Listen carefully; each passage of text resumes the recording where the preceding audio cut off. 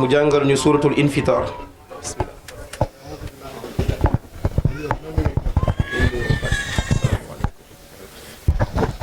Assalamu alaikum wa rahmatullahi ta'ala wa barakatuh.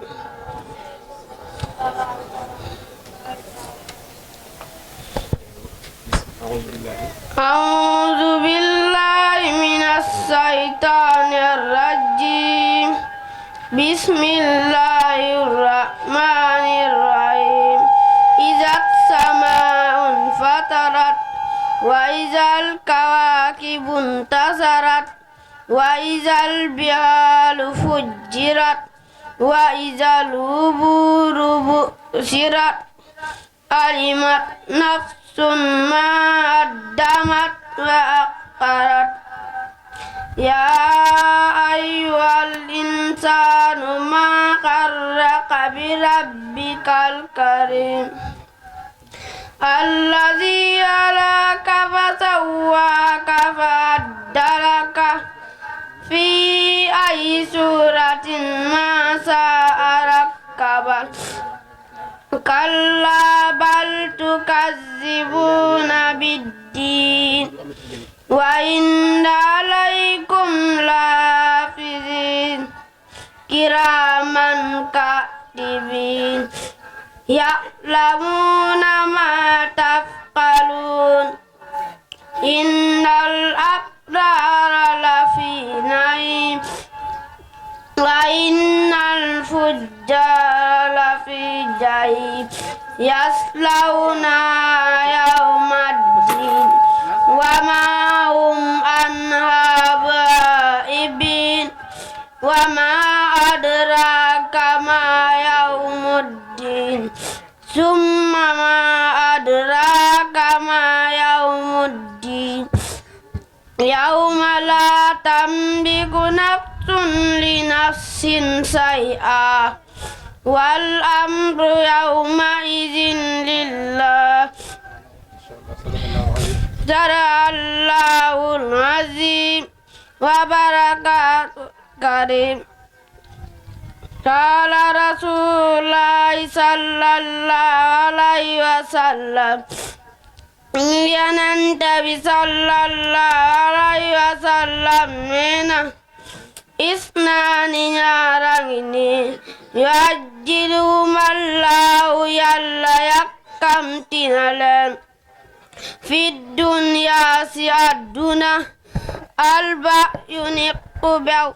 wa qul walidayni ak kuy toral say ñaari waajuram wa innahu yanhatiqu kaaku dagg na an quris kasi wërsëgam.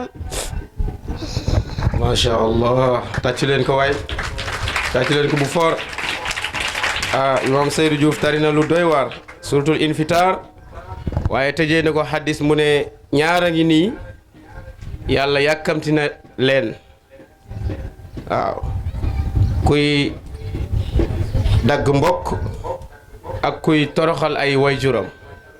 ñaar ñii day yàlla yàkkamti naa jot ci ñoom ba mbugal leen loolu la fi jàng léegi ngeen tàcc ko bu baax yàlla yàlla sàmm ko def ko mag. ñu dem ci Alxuseynu Fay moom moo ñu jàngal suratu Abasa tàccu leen Useynu Fay waay bu baax a baax a baax tafadal yaa Usey. أعوذ بالله من الشيطان الرجيم بسم الله الرحمن الرحيم عبس وتولى أن جاءه الأعمى وما يدريك لعله يزكى أو يذكر فتنفعه الذكرى أما من استغنى فأنت عنه تلهى كلا إنها تذكرة فمن شاء ذكر في صحف مكرمة مرفوعة مطهرة بأيد سفرة كرام بررة قتل الإنسان ما أكفره من أي شيء خلقه من نطفة خلقه فهدى ثم سبيلا ينسر ثم أماته أكبر ثم إذا الساعة أنصر كلا لما يأتي ما أمر فلينظر الإنسان إلى طعامه أنا صببنا الماء صبا ثم سكنا الأرض سكا وأنبتنا فيها حبا وعنبا وحبا وزيتونا ونخلا وحدائق غلبا وفاكهة وأبا متاعا لكم ولأنعامكم فإذا جاءت الصاخة يوم يفر المرء من أخيه وأمه وأبيه وصاحبه وبنيه قال رسول الله صلى الله عليه وسلم صلى الله عليه وسلم قال رسول الله صلى الله عليه وسلم خيركم لأهلي وأنا خيركم لأهلي صدق الله العظيم وبارك رسوله. ما شاء الله تاكلينكو ene khayrukum li ahlihi yonente bi neena ki gën ci yéen mooy ki gën ci njabootam kon loolu am na solo Ousseynou Faye moom moo ko jàng ak suratu abasa wa tawalla ñu dem ci élève bu ñu wax Alhaji Malick Diouf moom tam mu jàngal ñu suratul infitar tàcc leen Seydi Hadji Malick Diouf kan la ci wala ñaari Malick moo am ma gis ñaar ñoo jóg tàcc leen imam Malick Diouf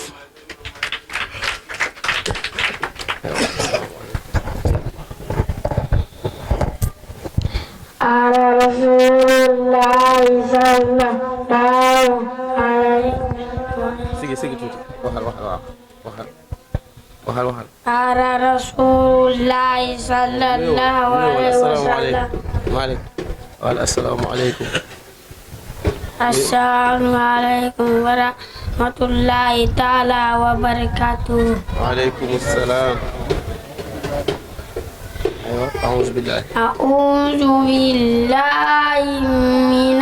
الشيطان الرجيم. بسم الله الرحمن الرحيم. إذا السماء انفطرت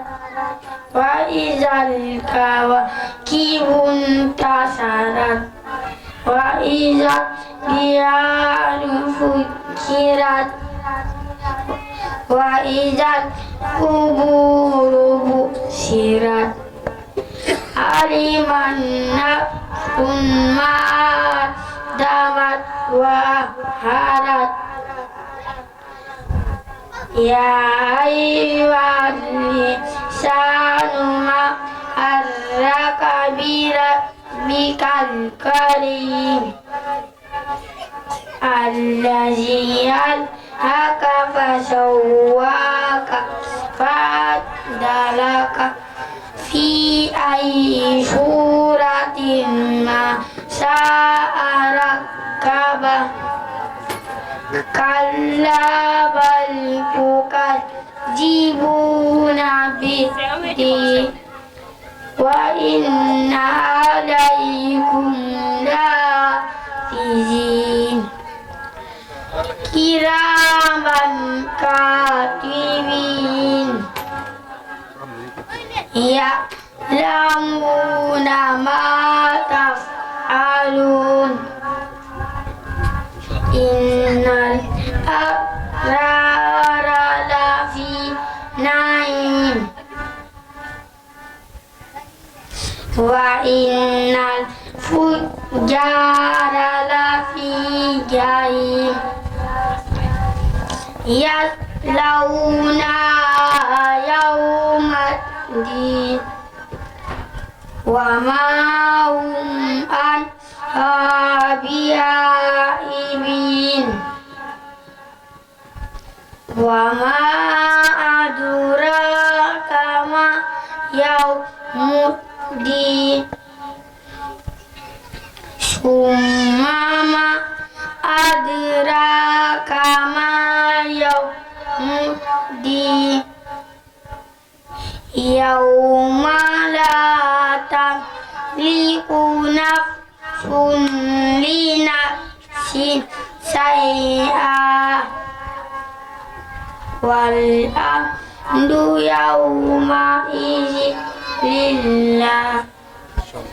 على رسول الله صلى الله عليه وسلم ينتبه صلى الله عليه وسلم خيركم ki gan ci yéen man ta'allama Alxuraan may ki jàng Alxuraan ba pare walla mu koy jàngal. Allahu akbar masha Allah. Alhaji Malick Diouf njàng mi teey na looloo tax mu neex bu ngeen ko dégloo attentivement benn par benn la doon wax aayaat yi looloo tax li mu jàng dugg na ci xol yi macha allah ngeen tàcc ko bu baax ñaanal ko yàlla mu sàmm ko def ko mag nee na ki gën ci yéen mooy ki jàng alquran ba pare di ko jàngale yàlla na la yàlla boole ci ñooñu. ñu jàll ci élève bu ñuy wax Abdoulaye Mbaye waaye lu jiitu loolu imam Malick dafa wax ñu présenté ko mbooloo mi imam Diop moom mooy président wu imaamu zak bi yëpp mooy imaamu ratib bu mag bi daal mi ngi ci jotaay bi léegi la ñëw di feddali kóllëreem ak imam Malick waaye di feddali kóllëreem ak alquran ndax ñoom ci jotaay yu mel nii lañ leen di mën a gis jotaay boo xam ne dañ fay wax téere yàlla bi moom moo dugg si loolu léegi noonu ñu ngi koy nuyu di ko jox wàccuwaayam di ko ñaanal yàlla yàggal ko ci mbooloo mi yàggal ko ci kanam mbooloo mi gépp julli gu mu julli yàlla na ko yàlla nangu waaw bépp ñaan bu mu ñaan bépp xutba bu mu xutba yàlla na ko yàlla nangu ak ñi topp ci ginnaawam ñëpp macha allah. kon ñu barastiku jàll ci Abdoulaye Mbaye mooy ñëw jàngal ñu suuratu Abasa tàccu leen Abdoulaye Mbaye am mbayeen la da ngeen koy tàcc bu baax ndax mu mën a ndogu macha allah. Abdoulaye yaa ñu jàngal suuratu Abasa.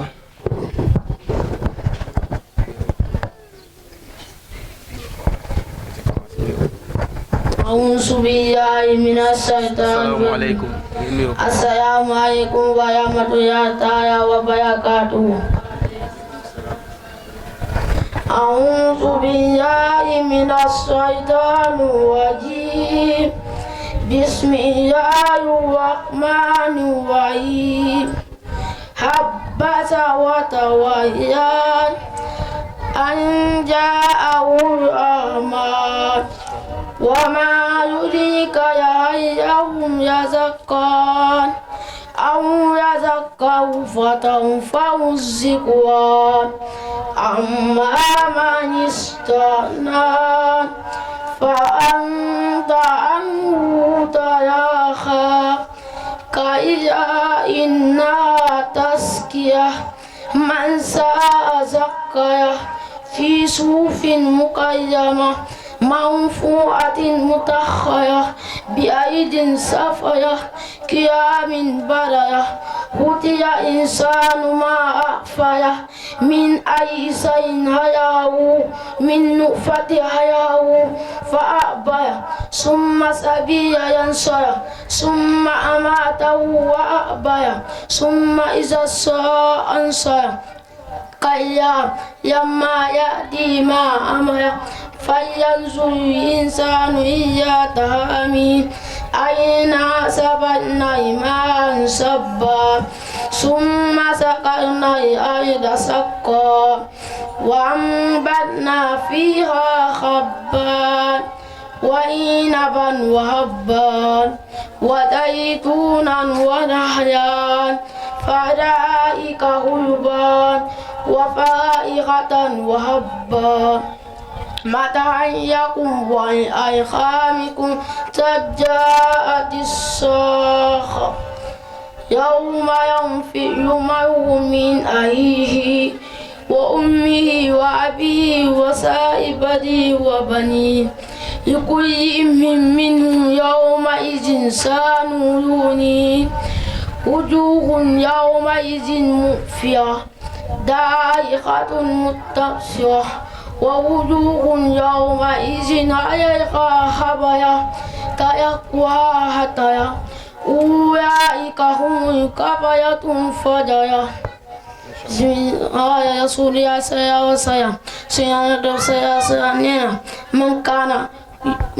képp ko xam ni yu'minu billahi gëm na Yàlla wa yawmil aaxir ak bis ay Yahya fa yaqul hayya na wax yu baax aw yasmu wala mu noppi. macha allah tabarakallah tàcc leen ko bu baax moom Abdoulaye Mbaye nee na ku gëm yàlla ak bisu penc na nga wax lu baax wala mu noppi loolu nag lu jar a bàyyi xel la message boobu moom war na dem ca saagakat yi ci TikTok bi ndax ñu wax lu baax wala ñu noppi yow Abdoulaye sa message bi foor na macha allah yal na yàlla sàmm la ak saar wi nga jàng suuratu Abasa yal na yàlla def la mag ñu jàll ci Ibrahima Mbeng mu jàngal ñu suuratu Zalzala iza zulzilatil ardu tàcc leen Ibrahima Mbeng wadal yaa Ibrahima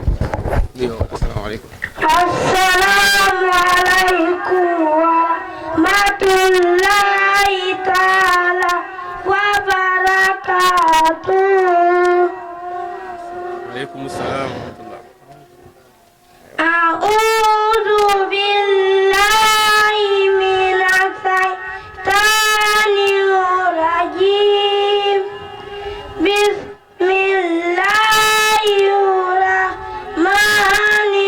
Bismillahirrahmanirrahim. Idza zulzilati ardu zilzalaha wa akhrajatil ardu athqalaha wa qalal insanu ma laha yawma idhin tuhaddisu akhbaraha bi anna rabbaka awha laha yawma idhin yahdhuru an-nasu ashtatan liyaraw a'malahum wa man ya'mal mithqala dharratin khayran yarah wa man ya'mal mithqala dharratin sharran yarah. Sadaqallahul azim. Sadaqallahul azim wa barakatuh. Jàngal hadis qala rasulullah Qala Rasulullahi sallallahu alaihi wasallam suñu yonente bu sallallahu alaihi wasallam talabul ilm talabul ilmi kutugu ajjana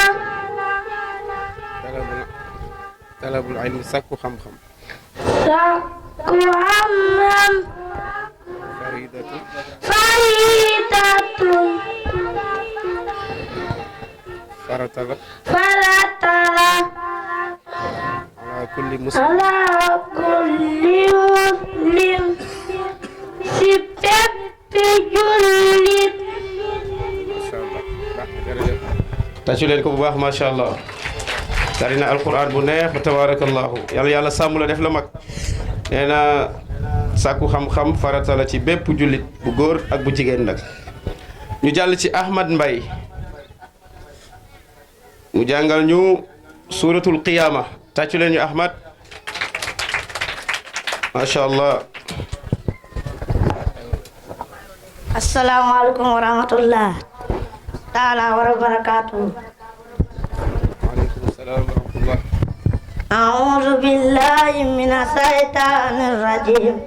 Bismillahirrahmanirrahim. La uqsimu bi yawmil qiyamah wa la uqsimu li nafsin lawamah أن يحسب إنسان أن لم نجمع عظامه بلى قادرين على أن يسوي بنانه بل يريد الإنسان ليفجر أمامه يسأل أيان يوم القيامة فإذا برق البصر وخسف القمر وجمع الشمس والقمر يقول الإنسان يومئذ أين المفر كلا لا وزر إلى ربك يومئذ منتهى ما الإنسان يومئذ بما قدمت وأخرت بل الإنسان على نفسه بصيرا ولو ألهى معاذيرا لا تعذب به لسانك لتأجل به إن علينا جمعه وقرآنه فإذا قرأناه فسبح قرآنه ثم إن علينا بيانه كلا بل تحبون العاجلة وتذرون الآخرة وجوه يومئذ ناظرة إلى ربها ناظرة وجوه يومئذ ناظرة إلى ربها ناظرة وجوه يومئذ باسرة تظن أن يفعل بها فاحرة كلا إذا برأت التراهير وهي مرة وظن أنه افترى وتفت الساق بالساق إلى ربك يومئذ المساق فلا صدق ولا صلى ولكن كذب وتولى ثم ذهب إلى أهله يتمتع أولى لك فأولى ثم أولى لك فأولى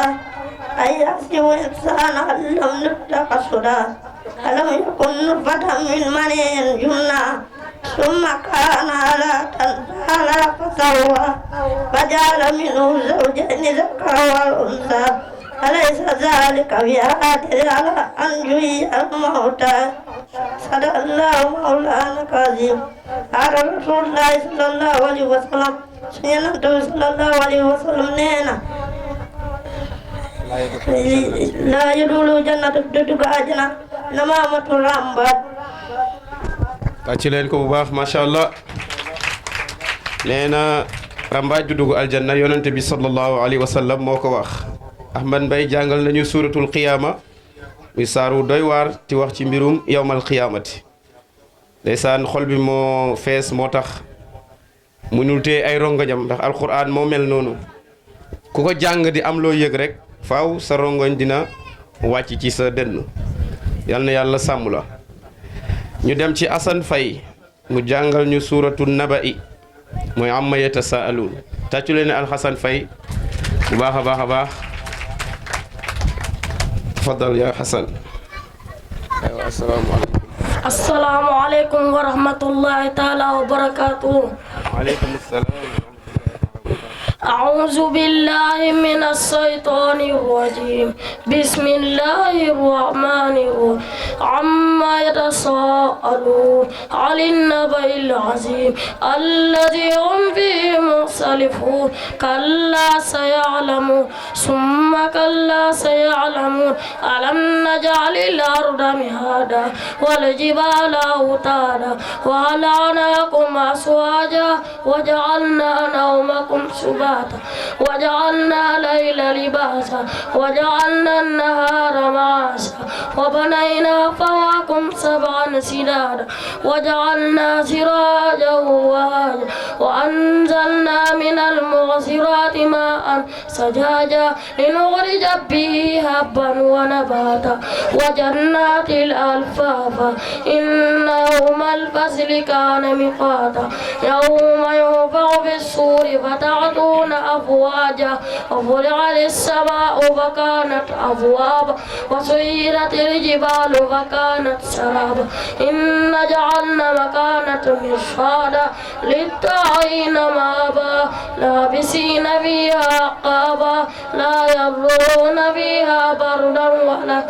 سرابا إلا حميما وعصا جزاء وفاقا إنه كانوا لا يرجون حسابا وكذبوا بآياتنا كنا كذابا وكل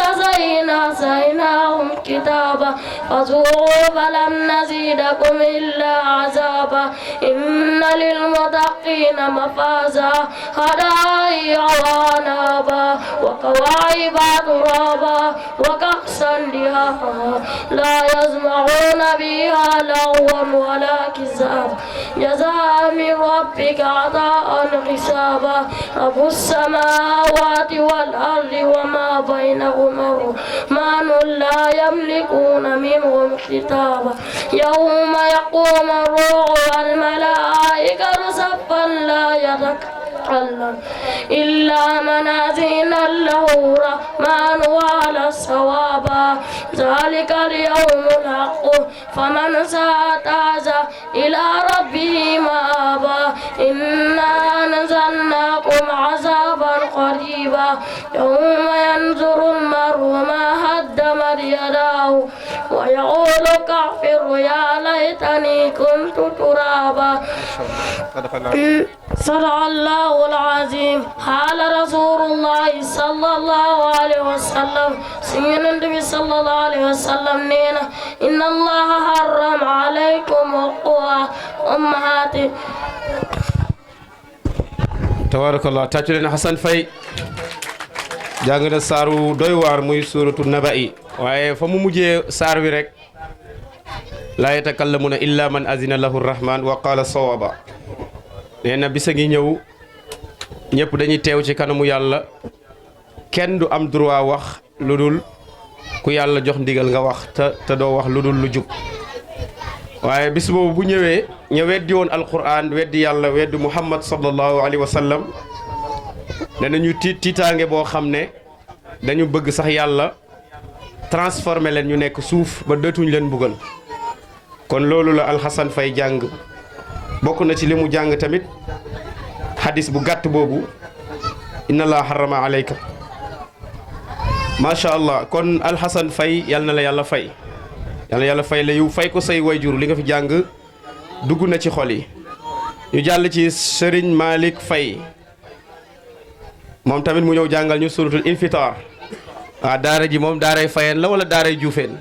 loolu laa bëgg xam bu ngeen pare ngeen tontu ma ci Fay Juuf rek laa fi woo Fay Juuf yenn saa yi mu am tuuti mbay rek tuuti mbay waaye Fay Juuf daal macha allah ñoom ñoo téye daara ji kon Serigne Malick Faye tafaddal. Assalamu alaikum wa rahmatullahi ta'ala wa barakatuh. Alaikum assalam wa rahmatullah. A'udhu billahi minash shaitanir rajim.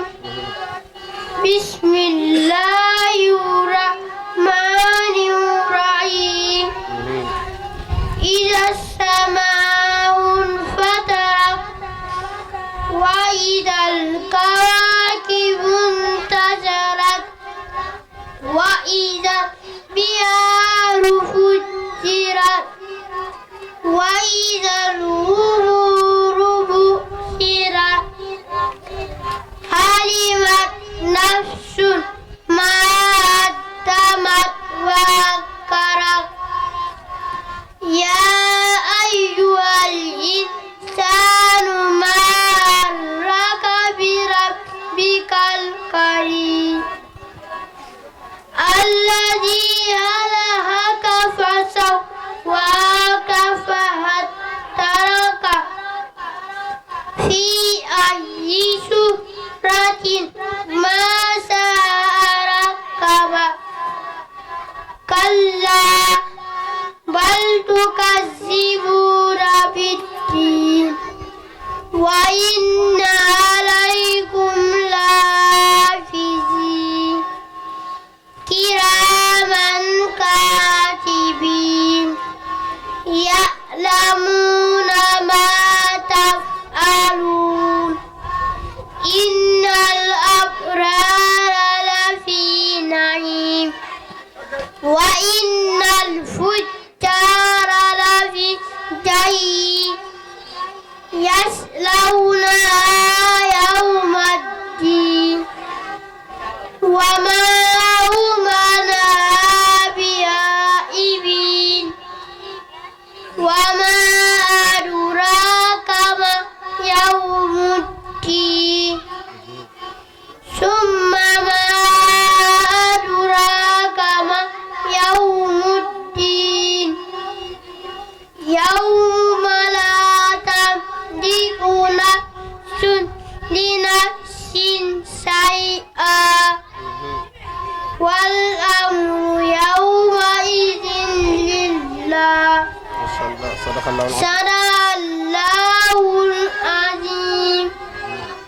وبارك رسول الكريم قال رسول الله صلى الله عليه وسلم suñu yonente bi sallallahu alayhi wa sallam neena ida tarakal abdu saari jambi baye du'a alil walidayni ñaanal say ñaari waajur fa innahu yanaatiwu kooku dagg na anurisa wasagam. est-ce que dégg ngeen li mu wax dama laaj ab laaj de ndax dégg ngeen li mu wax li mu mujj a wax waxuma alxuraan ji de li mu mujj a wax rek xadis bi est-ce que dégg nañ ko dama yaakaar koor gi da leen jàpp mais amul problème dinaa wax ak koor gi xale bi dane ida taraka al abd du'a lil walidayn inqata anhu rizq mu ne nit ki su bàyyee ñaanal ñaari waajuram nee na wërsëgam day dagg dootul am dara yàlla nañ ci yàlla musal kon ku bëgg di am wërsëg dee ñaanal say waajur moo xam ñi ngi dund moo xam dañoo làqu kon tàccu leen ñu Serigne Malick Faye bu baax a baax ci hadis bu am solo boobu ak aaya bi nga xam ne njëkk na ko jàng ñu jàll ci Ousmane Seck mu jàngal ñu suratu naba'i moom tamit tàccu leen ñu al Ousmane mu jàngal ñu suratu naba'i ak benn hadis bëgg naa tamit xale yi suñ ne asalaamualeykum waaw ñu leen di fay wa aleykum salaam diisul mais xale yi buñ ne asalaamualeykum daanaka kenn du fay nuyoo nag am na xorom waaye fay nuyoo moo gën a neex da ngeen di fay nuyoo wa aleykum salaam loolu lu la koor gi jàpp-jàpp mën naa génn ci sa gémmiñ nag yaa xayti ñu jàpp ci loolu waaw. السلام عليكم ورحمة الله تعالى وبركاته. وعليكم السلام. أعوذ بالله من الشيطان الرجيم. بسم الله الرحمن الرحيم. عما يتساءلون عن النبأ العظيم الذي هم فيه مختلفون كلا سيعلمون ثم كلا سيعلمون ألم نجعل الأرض مهادا والجبال أوتادا وخلقناكم أزواجا وجعلنا نومكم سباتا وجعلنا ليلا لباسا وجعلنا نهارا معاشا وبنينا فوقهم سبعا شدادا وجعلنا سراجا وهاجا وأنزلنا من الموسرات ماء سجاجا لنخرج به حبا ونباتا وجنات ألفافا إن يوم الفصل كان ميعادا يوم ينفخ في الصور فتأتون الأفواجا وفتحت السماء فكانت أفواجا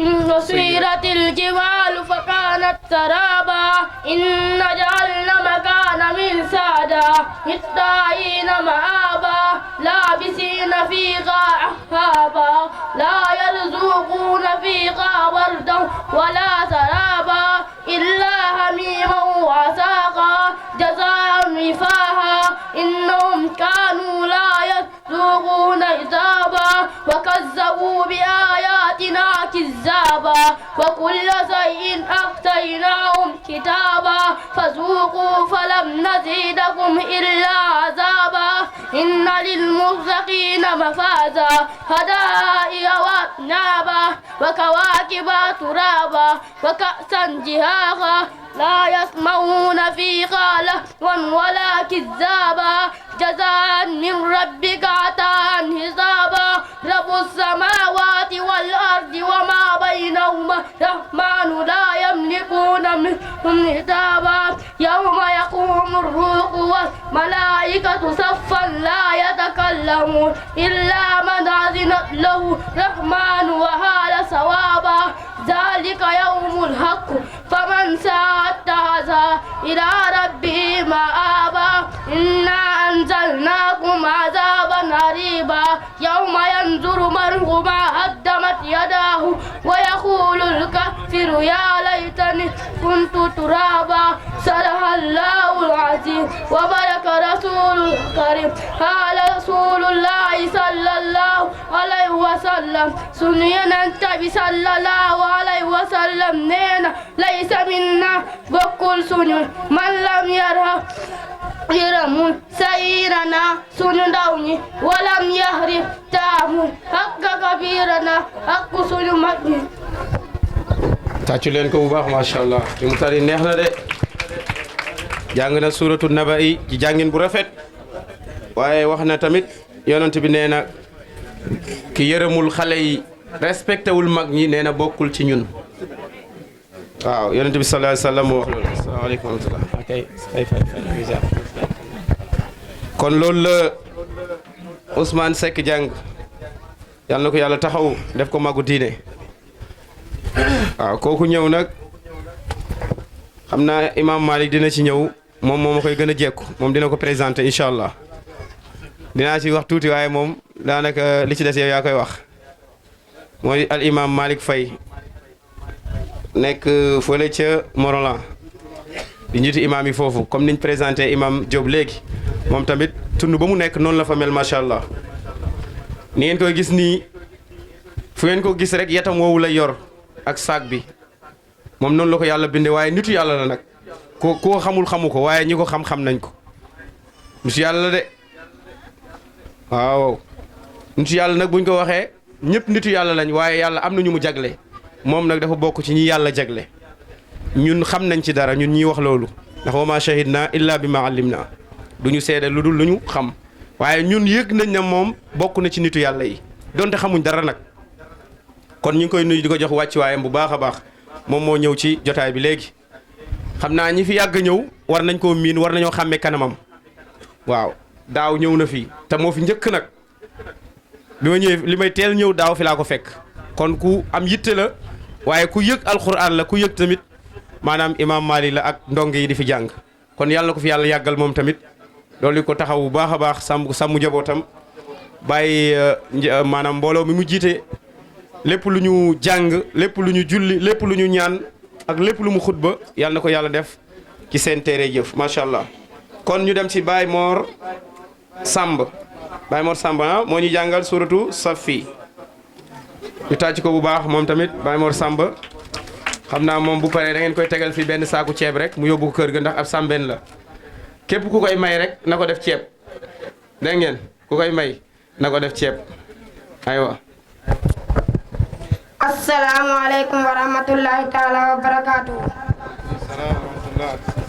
A'udhu billahi minash shaitanir rajim. Bismillahir rahmanir rahim. Sabbaha lillahi ma fis samawati wa ma fil ardi wa huwal azizul hakim. Ya ayyuhallazina amanu تقولون ما لا تفعلون كبورا مقتا عند الله أن تقولون ما لا تفعلون إن الله يحب الذين يقاتلون في سبيله صفا كأنهم بنيان مرصوص وإذا لموسى ليومي لما تؤذونني وحتى تعلمون أني رسول إليكم مصدقا لما بين يديه من التوراة ومبشرا برسول يأتي من بعد اسمه أحمد فلما جاءهم بالبينات قالوا هذا سحر مبين ومن أظلم ممن افترى على الله كذبا وهو يدعى إلى الإسلام والله لا يهدي القوم الفاسقين يريد وقال عيسى ابن مريم يا بني إسرائيل إني رسول الله إليكم مصدقا لما بين يديه من التوراة ومبشرا برسول يأتي من بعد اسمه أحمد فلما جاءهم بالبينات قالوا هذا سحر مبين ومن أظلم ممن افترى على الله كذبا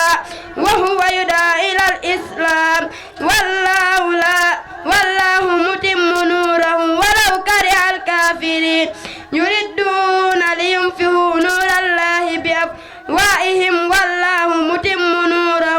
ولو كره المشركين قل هو الذي أرسل الرسول بالهدى ودين الحق ليظهر على الدين كله ولو كره المشركين يا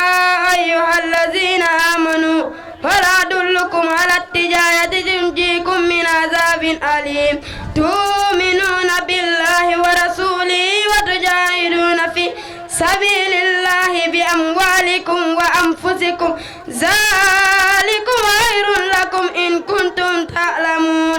يغفر لكم ذنوبكم ويدخل لكم جنات تجري من تحتها الأنهار ومساكن طيبة في جنات عدن ذلك فوز عظيم وأخرى تحبون نصر من الله وفتح قريب وبشر المؤمنين يا أيها الذين آمنوا كونوا أنصار الله كما قال عيسى ابن مريم للحواري من أنصاري إلى الله قال حواري نحن أنصار الله فآمنت طائفة من بني إسرائيل وكفر طائفة فأيدنا الذين آمنوا على عدوهم فأصبح الظاهرين قال رسول الله صلى الله عليه وسلم ارحموا يرحمكم واغفر لكم yonent bi sallallahu alayhi wa sallam nee na yërëm leen yërëma leen ñu yërëm leen jéggale leen ñu jéggal leen macha allah tàccu leen ma sàmbeen bi ma yaakaaroon lekk ceeb rek la man waaye day ku dégg rek déglu nga li mu wax ci suuratu Safi bokk na ci tari yi gën a rafet macha allah moom Baye Mor Samb yal na ko yàlla sàmm def ko mag nee na yonent bi nee na yërëme leen ñu yërëm leen dee leen jéggale ñu jéggal leen waaw irhamu man fil ardi yarhamukum man fis sama yàlla dafa bëgg ki nga ëpp doole tane ko ci lépp nga di ko yërëm bu ko defee yàlla ci boppam moom mu la yërëm waaye mafhumu mu xaalafa mooy ku dul yërëme kenn du la yërëm ku dul jéggale tamit kenn du la jéggal loolu la fi Baye Mor Samb wax léegi yàlla na ko yàlla sàmm ñu dem ci Abdou Gueye mu jàngal ñu suuratu tahrim ngeen tàcc ko bu baax a baax waaw Abdou Gueye moo ñu jàngal suuratu tahrim assalaamu aleykum wa rahmatullahi taala wa barakaatuh أعوذ بالله من الشيطان الرجيم بسم الله الرحمن الرحيم يا أيها النبي لم تحرم ما أحل الله لك تبتغي مرضات أزواجك والله غفور رحيم قد فرض الله لكم تحلة أيمانكم والله مولاكم وهو العليم الحكيم إذ أرسل النبي إلى بعض أزواجه حديثا فلما نبأت به وأظهره الله عليه عرف بعض وأعرض عن بعض فلما نبأها به حالت من أنباك هذا قالت نبأني الحليم الخبير إن تتوبا إلى الله فقد صحت قلوبكما وإن تظاهر عليه فإن الله هو مولاه وجبريل والصالح المؤمنين والملائكة بعد ذلك زعيم عسى ربه إن تركن أن يبدله أزواجا خيرا منكن مسلمات مؤمنات قانتات تائبات عابدات سائحات سيبات وأبكارا يا أيها الذين آمنوا قوا أنفسكم وأهلكم نارا وقودها الناس والحجارة عليها ملائكة ملائكة غلاظ شداد لا يعصون الله ما أمره ويفعلون ما يؤمرون يا أيها الذين كفروا إنما لا تبتديروا اليوم إنما تجزون ما كنتم تعلمون يا أيها الذين آمنوا توبوا إلى الله توبة نصوحا عسى ربه أن يبدله أن يكفر عنه سيئاتهم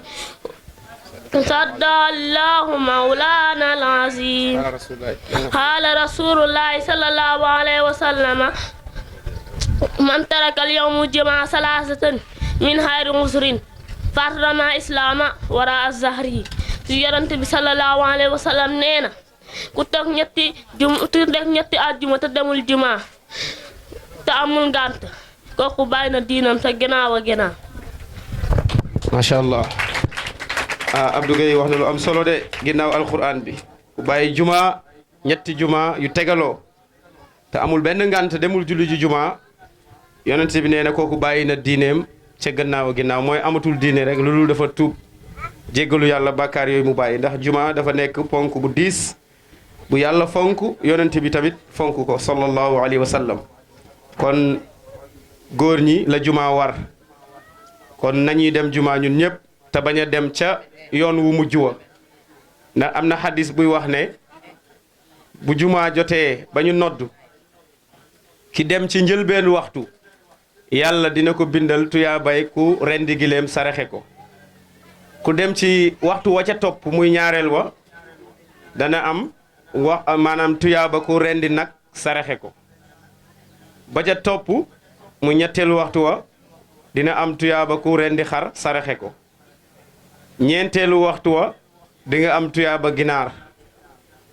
juróomeelu waxtu wa nag mooy waxtu wa mujje mooy nga bàyyi ba imaam ñëw toog nga door a ñëw maanaam ba imaam fekkee imaam xutba imaam bi nga xam ne pare na nee na kooku di nga am tuyaabay nen te nen sakkanul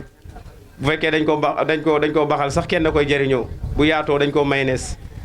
kon nag soo bañee am tuyaaba nen teelal dem ci njëlbeen nga am tuyaaba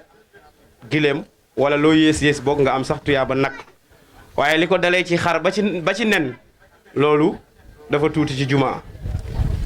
bu tegale ñetti àjjuma demoo juma nag amoo benn ngant xale bi nee na yonent bi nee na yàlla nee na kooku sànni na lislaamam ca ginnaaw xale bi daa jottali de moo tax ma tegle ñett yooyu man nee naa xale bi nee na yonent bi nee na yàlla nee na kooku bàyyi na diineem kon yàlla nañu yàlla musal ci ñàkk a dem juma te amoo benn ngant kon Abdou Gueye yàlla na yàlla sàmm la Saliou Diouf moo ci topp mu jàngal ñu suratul hashri ana Saliou Diouf waaw tàccu leen Serigne Saliou tabarakallahu moo ñu jàngal suratul hashri ñu déglu ko bu baax.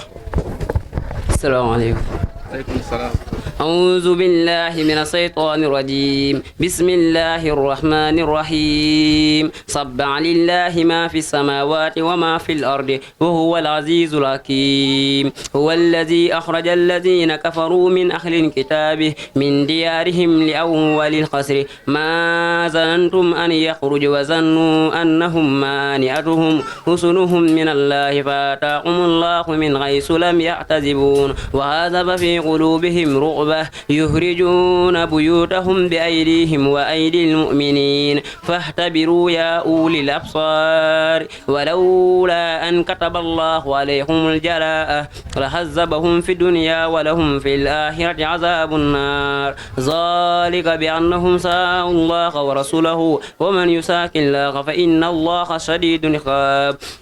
ما أطعتم من لينة أو تركتموها عائمة على أصولها فبإذن الله وليخزي الفاسقين وما أفاء الله على رسوله منهم فما أوجفتم عليهم من عيل ولا رقاب ولكن الله يسلط رسوله على من يشاء والله على كل شيء قدير ما أفاء الله على رسوله من أهل القرى فلله ولرسوله ولذي القربى واليتامى والمساكين وابن السبيل كي لا يكون دولة بين الأغنياء منكم وما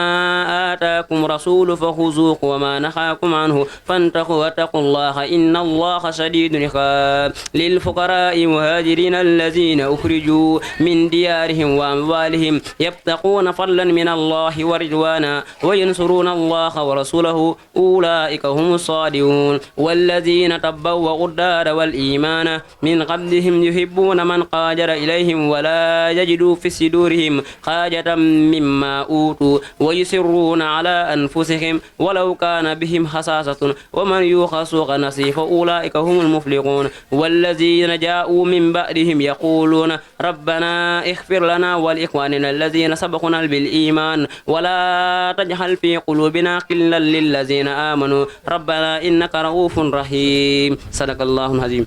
قال رسول الله صلى الله عليه وسلم سيدنا صلى الله عليه وسلم نينا إن الأرض نكسوف تتنادي dina woote fi kulli yami si bés bis nekk sabhina maratan juróom-ñaar fukki yoon yaa bani aadama ñu doomu aadama yi kullu masitu lekk leen lu leen neex wa taxaytum dana ngeen bànneexu fa wallahi maa ngi gin si yàlla ni faglu nunu ma ko dina lekk seen yàpp yi wa durudakum ak seen dere